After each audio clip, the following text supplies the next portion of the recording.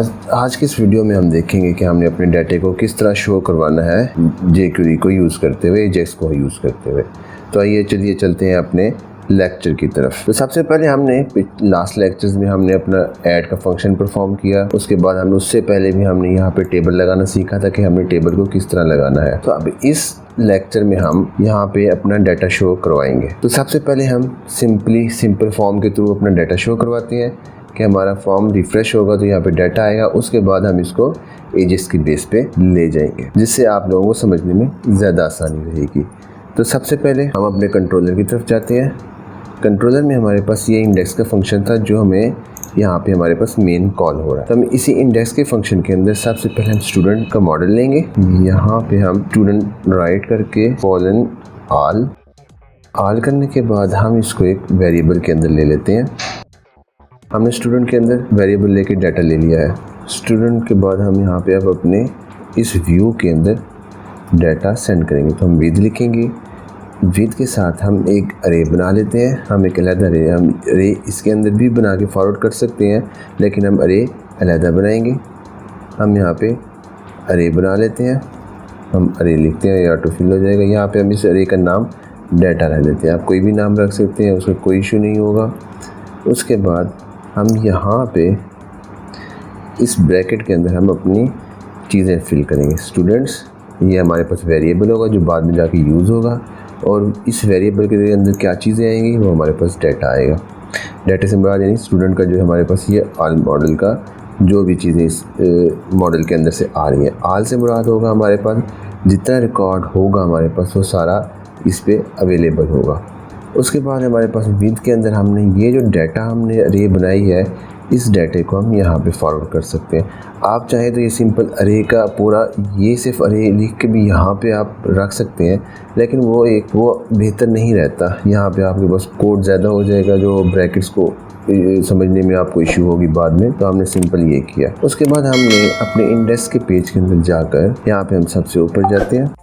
Index के page के अंदर हम गए, यहाँ पे हमने सारी चीज़ें लिखी हुई हैं। तो हम यहाँ पे TR से पहले जो कि ये ब्लेड की फ़ाइल है, तो हम यहाँ पे @for each लिखेंगे, फॉर ईच, और इसकी ब्रैकेट्स के अंदर हम वो वेरिएबल लेंगे जो हमने यहाँ पे लिखी है। हमने यहाँ पे $साइन के साथ ये वेरिएबल लिखना है, और उसके बाद हमने इसको एज डॉलर, और फिर हमने यहाँ पे नेम चेंज करना है। तो हम यहाँ पे सिर्फ एस ख़त्म कर देते हैं। हमारे पास ये यहाँ पे वेरिएबल फॉर ईच का डिफ़ाइन हो गया। उसके बाद हम ये TR के बाद जाके इसको क्लोज़ कर देते हैं। TR के बाद हमने इसको क्लोज़ कर दिया। अब आप देखेंगे कि हमारे पास ये लूप आ गया है। हमारे पास ये जो डाटा है, ये जितना डाटा हमारी डेटाबेस के अंदर स्टोर है उतनी मरतबा ये कॉल होगा। तो हम पहले इसको चेक कर लेते हैं कि ये हमारे पास यही सेम डाटा, हम टेबल में जाते हैं, हमारे पास कितनी दफ़ा है ये डाटा। हमारे पास 7 दफ़ा ये डाटा है। हमारे पास टोटल 6 रोज़ हैं। हमारे पास 6 मरतबा डाटा है। ये 6 रिकॉर्ड्स हैं हमारे पास। तो ये 6 दफ़ा इसको रिफ़्रेश करेंगे तो ये 6 दफ़ा हमारे पास रिपीट हो जाना चाहिए। तो अब अभी देखेंगे हमारे पास सारा कुछ ये रिपीट हो चुका है। क्यों? क्योंकि हमारे पास अरे जो आ रही है वो 6 की अरे आ रही है, और उसके बाद हमने इसको फॉर ईच में बता दिया कि भाई ये अरे चला दो, और उस अरे के अंदर हमने यहाँ पे कुछ नहीं बताया कि भाई अरे के अंदर क्या प्रिंट करना है। तो अब हम इसके अंदर डाटा प्रिंट कराएंगे जो हमारी डाटाबेस के अंदर है। हम यहाँ पे ब्रेसेस लगाएंगे, और उसके बाद $student हम ये वाला वेरिएबल लेंगे क्योंकि हमारे पास डाटा इसमें आ रहा था। हमने उसको कह दिया एज इस वाले वेरिएबल में ले लो, ये स्टूडेंट आ जाएगा। और उसके बाद हमने एरो की, और इस एरो की के बाद हमने वो वाली फील्ड देनी है, नाम देना है जो हमने यहाँ पे दिया हुआ है। हमारे पास यहाँ पे फर्स्ट नेम, तो हम यहाँ पे फर्स्ट नेम डाल देते हैं। इसी तरह से हम इसी को फ़िलहाल कॉपी कर लेते हैं, और हम इधर अब हम यहाँ से same as it is copy करते हैं। लास्ट नेम, हमारे पास फर्स्ट नेम लास्ट नेम आ गया है। लास्ट नेम के बाद क्लास आ जाएगी हमारे पास। क्लास के बाद हमारे पास रोल नंबर, रोल नंबर के बाद हमारे पास जेंडर आ रहा है। जेंडर को हम अभी फ़िलहाल जैसे आ रहा है हम वैसे करते हैं। उसके बाद हम इसको इफ एल्स के थ्रू इसको हम चेंज करेंगे कि हमने मेल और फीमेल शो करवाना है। उसके बाद हमारे पास एड्रेस है, हमने एड्रेस डाल दिया। अब हम इस अपने पेज को रिफ़्रेश करते हैं और देखते हैं कि हमारे पास क्या आया। अब आप देखेंगे हमारे पास डाटा जो हमारे पास वहाँ पे अवेलेबल है वो डाटा हमारे पास लिस्ट डाउन हो चुका है। तो हमारे पास यहाँ पे थोड़ी सी ऊपर हेडिंग्स में इशू है, हम इस हेडिंग्स को ठीक कर लेते हैं। हमारे पास एसआर नंबर, हमारे पास रोल नंबर जो है हमने यहाँ पे लेके आना है। फर्स्ट नेम से पहले roll number, first name, last name, class, gender and address, ये हमारे पास यहाँ पे अब हमारे पास ये रोल नंबर ये आ चुका है, फर्स्ट नेम ये आ चुका है, last name, class, gender, address ये हमारे पास अवेलेबल है। अब उसके बाद हमारे पास यहाँ एसआर नंबर है जो हमें रिपीट में चाहिए। तो हमारे पास यही हमारे पास लूप चल रही है ब्लेड के अंदर। ब्लेड के अंदर लूप के पास हमारी एक आइट्रेशन होती है, लूप आइट्रेशन कहते हैं उसको, वो ऑटो इंक्रीमेंट नंबर कर देती है। तो हम यहाँ पे वही चीज़ लिख देते होते हैं। हम यहाँ पे लूप लगाएंगे क्योंकि हमारी लूप चल रही है और उसके साथ हम आइट्रेशन लगाएंगे। हमने यहाँ पे आइट्रेशन लगा ली। अब हम रिफ़्रेश करते हैं तो अब अभी देखेंगे हमारे पास एसआर नंबर 1 2 3 4 5 6 ये आ चुके हैं तरतीब वाइज। तो हमने ये सिंपल मेथड से कर दिया। हम इसको हम अब लेके जाते हैं हम अपने एजेक्स के थ्रू। तो अब हम इसी चीज़ को हम अब एजेस के थ्रू लेके जाएंगे। तो सबसे पहले हमें अपने मेन पेज पे, हमारा जहाँ पे मेन पेज है यहाँ पे हमें एक स्क्रिप्ट लिखना है। मैं यहाँ पे फंक्शन में लिख देता हूँ गेट स्टूडेंट डाटा के नाम से मैंने ये फंक्शन लिख दिया है। अब इस गेट डाटा स्टूडेंट के अंदर हम एजेस को कॉल करवाएंगे। अब हमारे पास एजेस का पैटर्न आपको पता है जो हमने पहले फॉर्म फिल करते हुए लिखा था। हम इसी एजेस पैट को यूज़ करेंगे।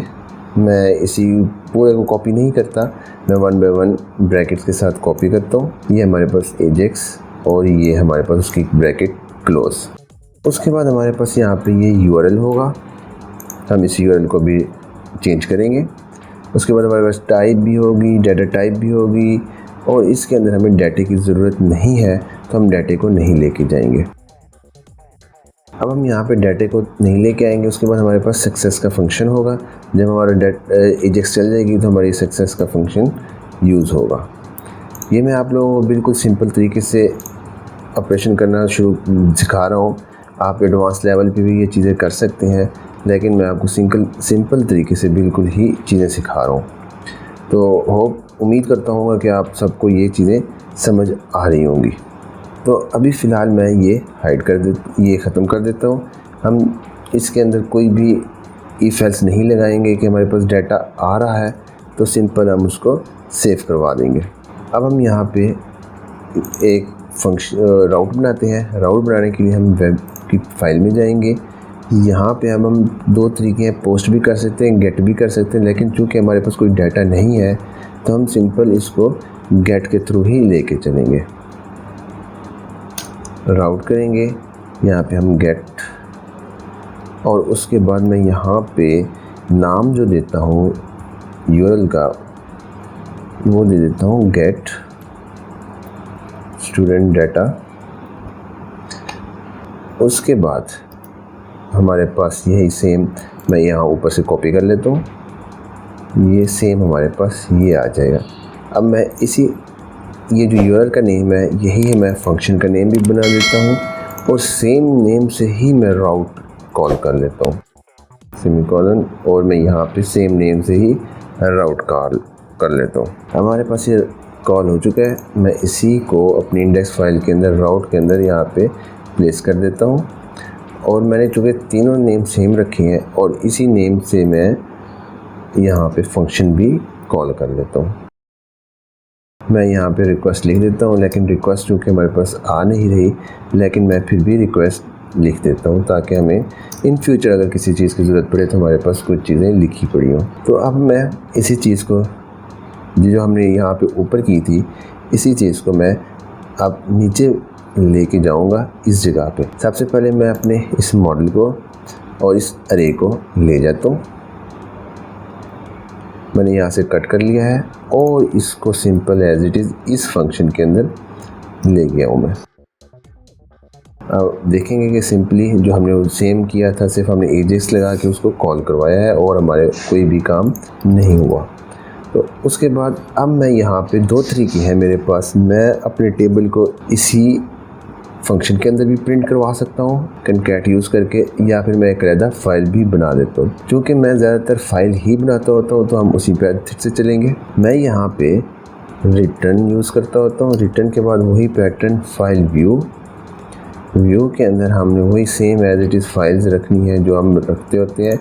मैं इसका नेम, फाइल का नेम भी सेम रख दूँगा। मैं फाइल नेमिंग कन्वेंशन चेंज नहीं कर रहा, अगर आप करना चाहें तो कर सकते हैं। इसी फाइल के साथ मैं ये विद का डाटा जो हमने उधर फिल किया था वो फॉरवर्ड कर देता हूँ। अब चूँकि हमारे पास यहाँ पे सब कुछ ख़त्म हो चुका है और मैं साथ साथ फाइल सेव भी कर चुका हूँ, तो अब हमारे पास यहाँ पे एरर आ जाएगा। क्योंकि वो कहेगा कि मेरे पास ये जो हमने वेरिएबल यहाँ पे बनाया था स्टूडेंट का, ये फॉर ईच का, ये फाइंड नहीं हो रहा। तो उसके बाद अब मैं वही सेम रिसोर्सेज के फोल्डर में जाऊँगा। यहाँ पे मेन पे मैं एक फ़ाइल क्रिएट कर देता हूँ। फ़ाइल का नाम मैं पहले कॉपी कर लेता हूँ। मैंने यहाँ पे फ़ाइल का नाम सेम वही गेट स्टूडेंट डाटा ही दिया है। डॉट ब्लेड लगाऊंगा, डॉट PHP। ये एक्सटेंशन चेंज हो गई मेरी फ़ाइल की। उसके बाद मैं इसी फाइल को ओपन करके यहाँ पे ले आता हूँ। अब मुझे यहाँ पे ज़्यादा काम करने की ज़रूरत नहीं है। मैंने यहाँ पे कोई अपनी CSS की लिंक्स या पूरा पेज नहीं बनाना। मैंने अब सिंपल सा ये जो हमने टेबल बनाया था इसी के अंदर मैं टी बॉडी का जो डाटा है इसी को, अगर आप चाहें तो ये पूरा टेबल भी लेके जा सकते हैं। आप पूरा टेबल भी लेके जा सकते हैं या सिर्फ इस डाटे को भी आप लेके जा सकते हैं। चलिए मैं पूरा टेबल ही ले जाता हूँ इस फाइल पे। मैं यहाँ पे पूरा टेबल ही ले आया ताकि मुझे अगर कोई चीज़ चेंज करनी पड़े तो मुझे दो फाइलें ना चेंज करनी पड़े, मुझे एक ही फाइल के अंदर मेरा काम हो जाए। कि अगर मैंने कोई चीज़ और ऐड करनी है तो मुझे उस फाइल में जाके पहले हेडिंग्स चेंज करनी पड़ेंगी, फिर उसके नीचे दूसरी फाइल खोल के डाटा चेंज करना पड़ेगा। तो मैं एक ही टेबल ही इधर ले आके इधर ही पेस्ट कर देता हूँ ताकि मुझे कोई चीज़ चेंज ना करनी पड़े। तो उसके बाद अब इंडेक्स पेज पे मैं मेन इंडेक्स पेज पे जाता हूँ। इंडेक्स पेज से मैं ब्राउज़र पे आता हूँ या रिफ़्रेश करता हूँ तो आप देखेंगे मेरे पास टेबल सारा गायब हो चुका है। अब टेबल गायब होने से अब मेरे पास यहाँ पे कोई भी डाटा अवेलेबल नहीं है। तो यहाँ पे अब मैं उस जो हमने वो पेज ये बनाया है इसको मैं यहाँ पे ऐड करवाऊँगा या इंसर्ट करवाऊँगा, आप कह सकते हैं। मैं यहाँ पे एक डिव लगाता हूँ जिसकी मैं आईडी दे देता हूँ टेबल अंडरस्कोर डाटा। मैंने टेबल अंडरस्कोर डाटा की एक डिव बनाई, उसके अंदर आईडी दे दी टेबल अंडरस्कोर डाटा की। तब इसी के बाद मैं यहाँ पे जो मेरे पास रिज़ल्ट आया, अभी सक्सेस होने के बाद मेरे पास यहाँ पे जो रिज़ल्ट आया मैं इसको करूँगा डॉलर के बाद मैं यहाँ पे हैश और वो आईडी जो मैंने डिव की दी है वो